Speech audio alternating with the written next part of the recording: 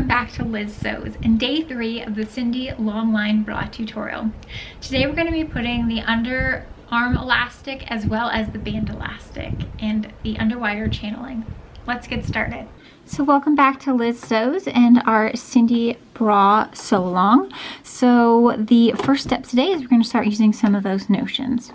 So the first ones I'm going to pick up is my underwire channeling. You can see here that it is sort of like a fluffy, fleecy look, and so the fluffiness is what we want against our skin. That's what's going to be most comfortable, and then the more like grosgrain looking side is going to be hidden inside the bra. And one thing that people always get confused about with this is underwire channeling is actually a tube. It's a little bit difficult to see in black here, but there is a narrow opening in the end of it where you're going to eventually stick your underwire. So your underwire completely encased in this. It's not going to be, you know, between this and your bra. It's going to be inside of your channeling. So I'm going to take my channeling and I'm going to put it on the cup side of the bra. So your cup side or your bridge side, right? So I'm going to put it on the cup side. And then I'm going to butt it against my seam line where I attached my cup to my bridge. And then I'm going to sew as close as I can to that edge with a straight stitch. And I'm going to sew all the way around, and I'm going to stop probably about here where that upper cup crosses over. And I want to make sure that I still have underwire channeling here, but that I don't continue to sew it down, because we want to make sure it's free for when we do our fold over elastic on the underarm. So let's get this set up on the machine. So you see I've got this set up on the machine with my channeling butted up against that seam line. I like to move my needle over a couple of ticks. I find it makes it easier for me to sew along that edge while still having a lot of the channeling and fabric underneath my feed dogs. So for this, I am going to back tack it on the center front because I don't know that I'll be going over this seam again with another line of stitching. So we'll go a couple stitches forward and back, and then just continuing along that curve.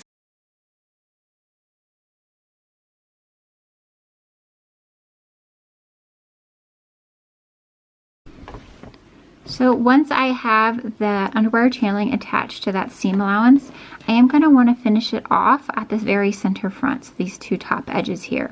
So I'm just going to take a zigzag back and forth, again, just on the seam allowance. I don't want to be able to see any stitching from the front of the bra. So I got this down, again, just the seam allowance, and I'm going to go back and forth a couple times.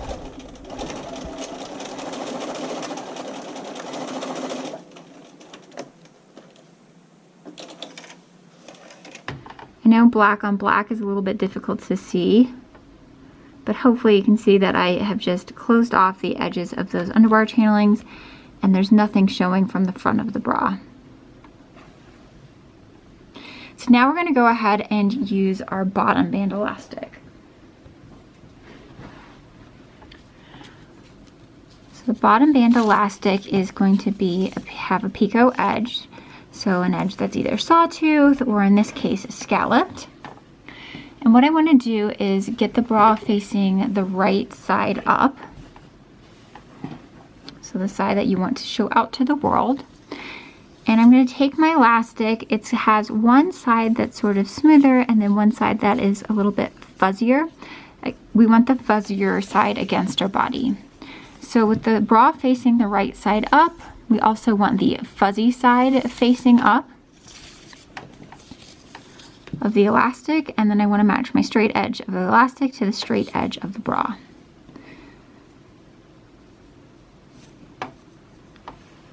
So like this. I'm going to sew now with a zigzag stitch as close as I can to the scalloped or bumpy picot edge of that elastic.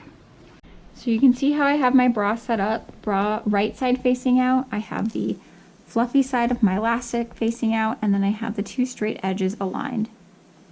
So now I'm just going to use a zigzag stitch.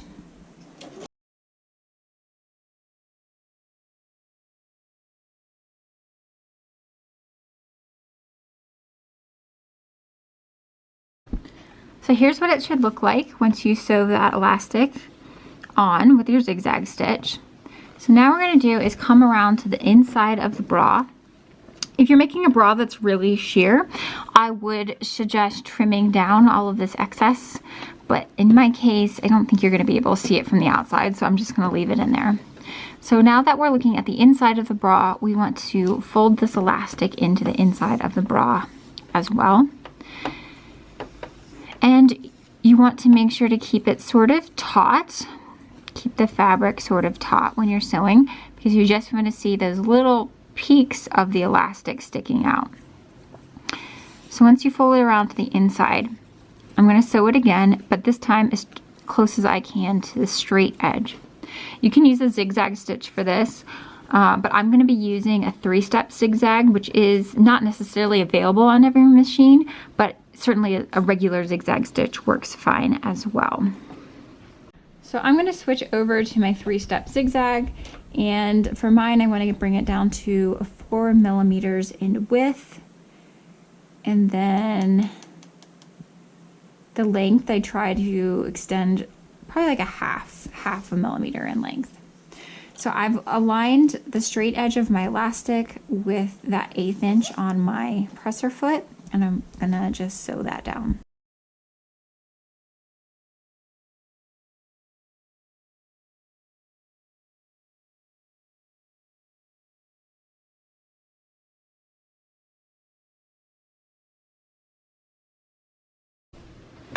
So this is what it looks like once you got that bottom band elastic sewn on. This is from the outside. I'm a little bummed because my stitching isn't entirely even, but whatever, I'm the only one who sees it. And this is what it's gonna look like from the inside and the outside. So now we're gonna switch over to fold over elastic for the top. So in fold over elastic, it generally has 2 sides. We have sort of a shinier side and a matte side. I prefer the matte side to be facing out, so I want to make sure the shiny side is what's inside of my fold. This also comes in like glitter and designs and things like that, so you can really put a lot of personality in with your fold over elastic. So before I start working with fold over elastic, I'm going to pin my underwire channeling out of the way. So if you remember, when we put in the underwire channeling, we left about 1 inch or so free, and I just want to make sure they don't accidentally sew over that. So I'm just going to fold that back and put a pin in it. And do that on both sides.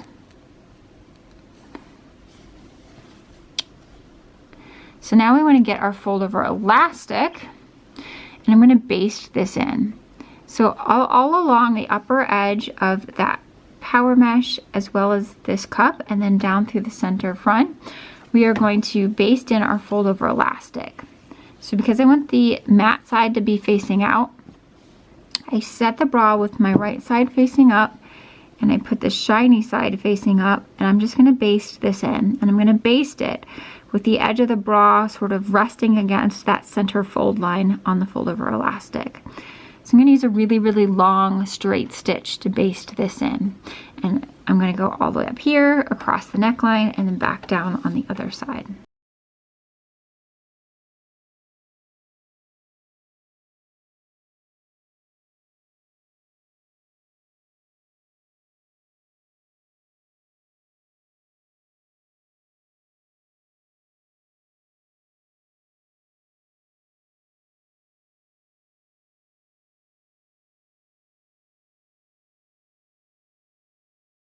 So here's what it looks like once I get all of that pasted in. Now you'll notice here I've sort of gone over that middle line, so I am going to trim this down a little bit so that I have a good place to fold.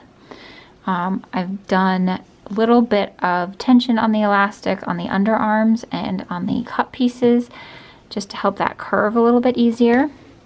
And then if we look at the inside here, you can see how I want to make sure that I get my underwire channeling in the middle of the bridge and not in the cup when I am basting that in. And I want to make sure that the seam allowances of my cup are facing outwards as well. So now that this is basted in, we can go ahead and do our final pass on the fold over elastic with a zigzag stitch. Okay, so you can see I've got this at 2 millimeters wide and 1.5 long.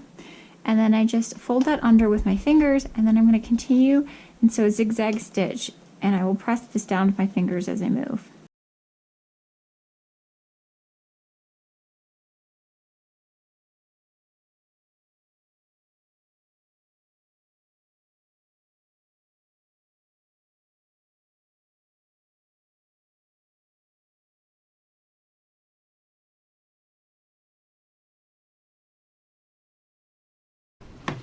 So this is what it should look like once that fold over elastic is zigzagged on.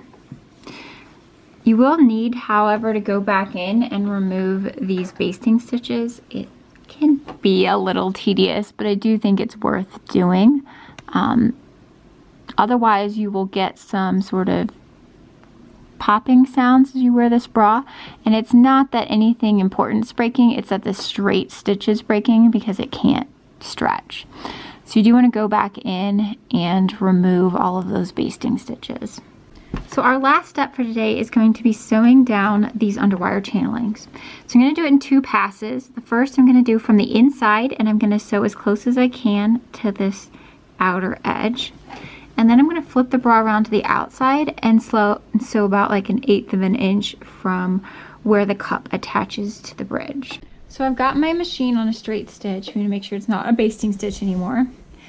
And I am going to move my needle over 2 spots so that I can get closest to this edge as possible.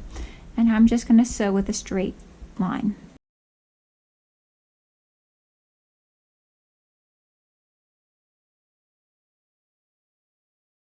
So now I'm going to flip my bra over to the right side. And I'm going to sew as close as I can to where the cup attaches to the bra.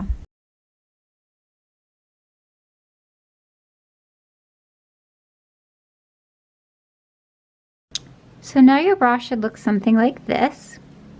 So we're really, really close to being finished. Tomorrow we're going to do our straps and put in our hook and eyes, and we will be done. That concludes day 3 of the Cindy Longline Bra tutorial. I'll see you tomorrow.